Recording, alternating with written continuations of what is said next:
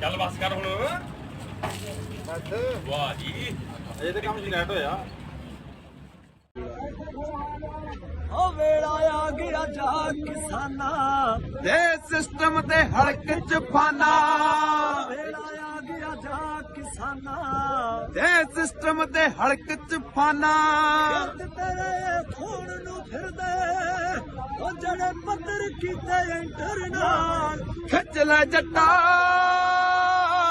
ਖਿੱਚ ਲੈ ਕਿਰਤੀਆ ਖਿੱਚ ਤਿਆਰੀ ਵਿੱਚ ਆ ਪੈ ਗਿਆ ਸੈਂਟਰ ਨਾਲ ਖਿੱਚ ਲੈ ਜੱਟਾ ਖਿੱਚ ਤਿਆਰੀ ਹੋ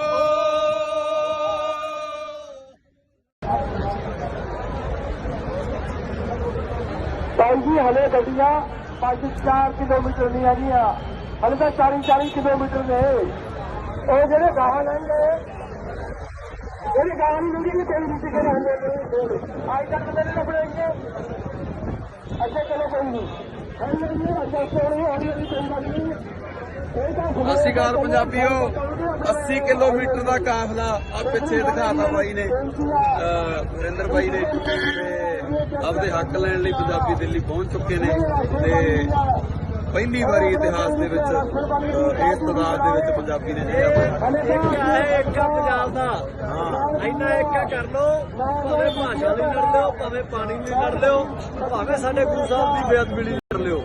ਸਾਰੇ ਪੂਰੇ ਹੋਣਗੇ ਸਾਰਿਆਂ ਨੂੰ ਸਜ਼ਾ ਹੋਊਗੀ ਪਰ ਜੇ ਇਦਾਂ ਮਾਰਾਂ ਤੇ ਮਰ ਕੇ ਹੋਵੋਗੇ ਜਦੋਂ ਅਸੀਂ ਅੱਡੋ ਮੱਟ ਕੇ ਹੁਣ ਮਾਣ ਵੱਧਦਾ ਹੈ ਹੁਣ ਇਹਨੂੰ ਕਹਿ ਕੇ ਮਾਣ ਵੱਧਦਾ ਵੀ 80 ਕਿਲੋਮੀਟਰ ਤੱਕ ਪੰਜਾਬ ਤੁਰਿਆ ਆਉਂਦਾ ਔਰ ਉਹ ਵੀ ਦਿੱਲੀ ਚ ਸੈਂਟਰ ਤੱਕ ਜਿਹੜੇ ਇਦਾਂ ਮਿਲ ਕੇ ਰਹੀਏ ਸਾਰੇ ਹੱਲ ਹੋਣਗੇ ਬੰਦੋ ਜਿਹੜੇ ਕਹਿੰਦੇ ਨਸ਼ੇੜੀ ਆਹ ਦੱਸਦਾ ਇਹ ਪੰਜਾਬ ਨਸ਼ੇੜੀ ਨਹੀਂ ਪੰਜਾਬ ਨੇ ਹਮੇਸ਼ਾ ਕ੍ਰਾਂਤੀ ਉਠਾਈ ਹੈ ਤੇ ਜਦੋਂ ਵੀ ਕੋਈ ਜ਼ੁਲਮ ਉੱਠਿਆ ਜਾਂ ਆਪਣੇ ਹੱਕ ਲਈ ਪੰਜਾਬ ਹੀ ਲੜਿਆ ਇਹ ਜਜ਼ਬਾ ਪੰਜਾਬ 'ਚ ਤਾਂ ਅੱਜ ਫੇਰ 3 ਲੱਖ ਬੰਦਾ ਅੱਜ ਦੇ ਦਿਨ ਜਿਹੜੇ ਪਹਿਲਾਂ ਪਹੁੰਚੇ ਉਹ ਅਲੱਗ ਆ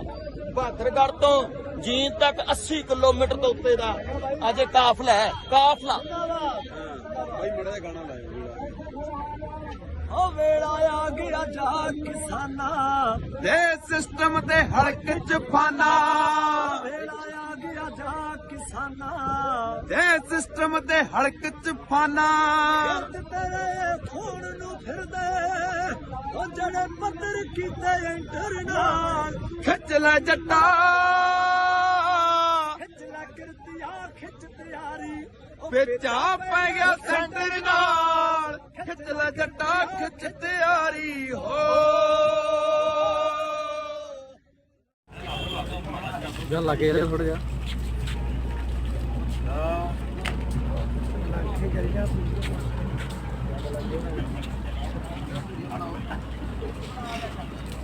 ਲਓ ਮਹਾਰਾਜ ਲਓ ਚੱਲ ਬਸ ਕਰ ਹੁਣ ਵਾਹ ਜੀ ਇਹ ਤੇ ਕੰਮ ਸਟਾਰਟ ਹੋਇਆ